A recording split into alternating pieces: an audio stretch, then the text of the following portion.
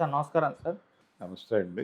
Sir Udhayanidhi Stalin గారు గతంలో సనాతన ధర్మం పైన చేసిన కామెంట్స్ దేశవ్యాప్తంగా కూడా ఎంత వివాదాస్పదంగా మారాయో మనందరికీ తెలిసిందే. చాలా విమర్శలొచ్చాయి ఆయన మీద. ఆయనకు మద్దతు పలుకుతూ కూడా చాలా మంది మాట్లాడేశారు. అయితే ఆయన మీద ఆ కామెంట్స్‌కి సంబంధించి చాలా కేసులైతే నమోదయ్యాయి. అయితే ఇప్పుడు ఈ కేసులకు సంబంధించి సుప్రీంకోర్టు రియాక్ట్ అయిపోయిందని జడ్జిమెంట్ పాస్ చేసిందని వార్తలు వినిపిస్తుంది సార్. మరి ఆ కామెంట్స్‌కి సంబంధించి సుప్రీంకోర్టు ఏ విధంగా రెస్పాండ్ అయింది? మరి దీనిపైన మీ ఒపీనియన్ ఏంటి సార్? అంటే సుప్రీంకోర్టు ఈ కేసులకు సంబంధించి రియాక్ట్ అయింది. ఆ రియాక్షన్‌ని ఆంధ్రప్రదేశ్‌కి వర్తింపజేయొచ్చా, చేయకూడదా అనేది ఒకటి ఇప్పుడు డిస్కషన్ జరుగుతున్నటువంటి పాయింట్. అంటే ఒకే అంశం మీద ఇన్ని కేసులు పెట్టాల్సిన అవసరం లేదు అనేది ఒకటి సుప్రీంకోర్టు చెప్పింది. అలాగే వేర్వేరు ప్రాంతాల్లో కేసులు నమోదై ఉన్నాయి.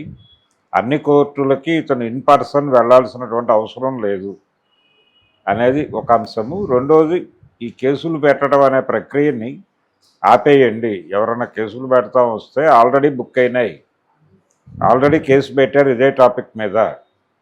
కొత్త అంశం ఏదైనా ఉంటే మాట్లాడండి, లేకపోతే వెళ్ళిపోండి అని చెప్పండి. అంతే తప్ప ఒకే అంశం మీద 1000 ఏరియాల్లో కేసులు పెట్టేయటం వలన సాధించేది ఏమిటి అనేది కోర్టు చెప్పింది. కాబట్టి ఇప్పుడు అదే జరుగుతోంది ఆంధ్రప్రదేశ్లో. ప్రతి ఒక్కళ్ళ మీద అదే జరుగుతోంది. పోసాని కృష్ణమురళి మీద ఒకే అంశం మీద వేరు ప్రాంతాల్లో కేసులు పెట్టారు. కాబట్టి ఇప్పుడు ఈ జడ్జిమెంట్ని ఆధారం చేసుకుని, ఉదయనిధి స్టాలిన్ మీద వచ్చినటువంటి జడ్జిమెంట్ని ఆధారం చేసుకుని ఈయన పోసాని బయటపడే అవకాశం అయితే కనిపిస్తోంది. అంటే ఇన్ని కేసులు ఒకే అంశం మీద పెట్టినప్పుడు వీటన్నిటినీ ఒకే కోర్టులో విచారణ జరపండి. అది కూడా ఆయన ఎక్కడ కోరుకుంటే అక్కడే జరపాలని చట్టం చెప్తోంది. ఆయన హైదరాబాద్ కోర్టులో జరగాలంటే హైదరాబాద్ కోర్టులోనే జరుగుతుంది. చాలా కేసులు అక్కడే జరగలేదు.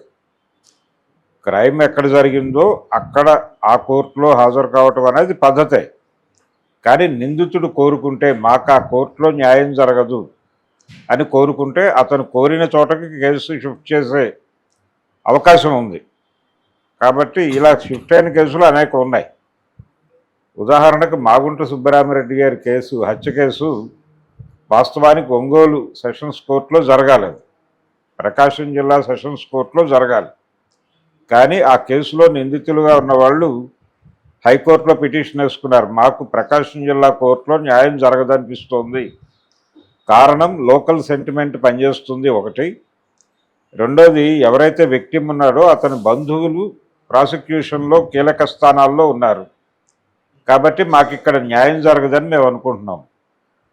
అందుకని మాకు వేరే కోర్టుకి మార్చుకునేటువంటి అవకాశం ఇవ్వండి అంటే వాళ్ళు ఒక 3-4 ఆప్షన్స్ ఏవో ఇచ్చారు. వీళ్ళు ఇక్కడ సిటీ సివిల్ కోర్ట్స్ని కోరుకున్నారు. హైదరాబాద్ నాంపల్లి కోర్టుని కోరుకున్నారు. నాంపల్లి కోర్టులోనే ట్రయల్ జరిగింది, నాంపల్లి కోర్టులోనే శిక్షలు పడ్డాయి వాళ్ళు.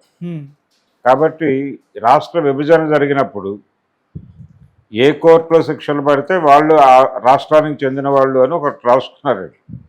ఆ నిబంధన ప్రకారం వీళ్ళు తెలంగాణకు చెందినటువంటి ఖైదీలుగా మారారు. ఖైదీల పంపకంలో వీళ్ళు తెలంగాణ వాటాకు వచ్చారు.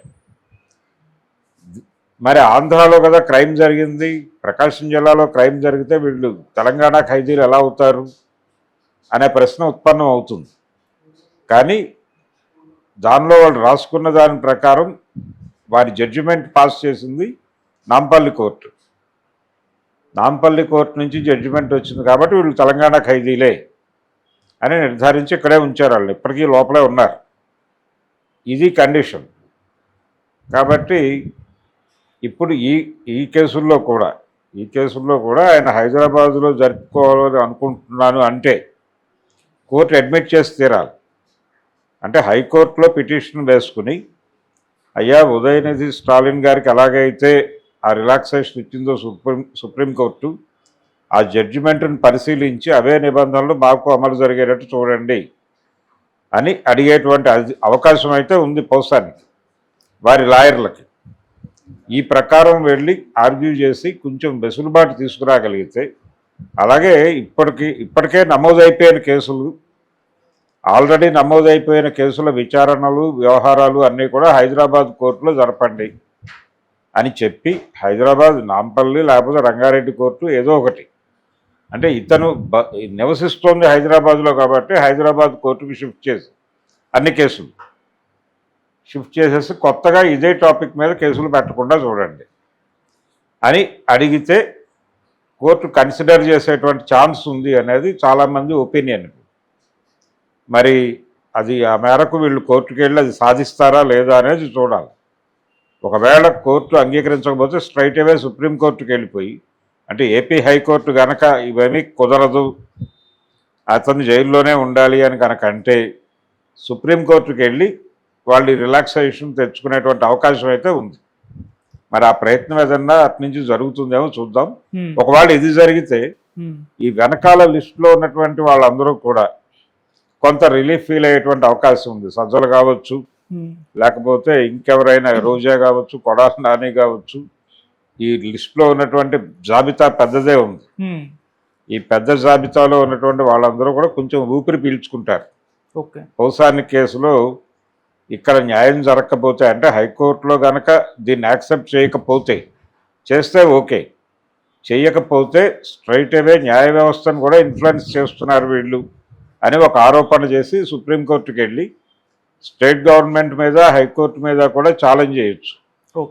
చేసి అక్కడి నుంచి కనుక ఒక పాజిటివ్ జడ్జిమెంట్ తీసుకురాగలిగితే ఇప్పుడు ఈ కక్ష సాధింపు పేరుతో వేధింపులకు గురవుతున్నటువంటి వాళ్ళందరూ కూడా ఊపిరి పీల్చుకుని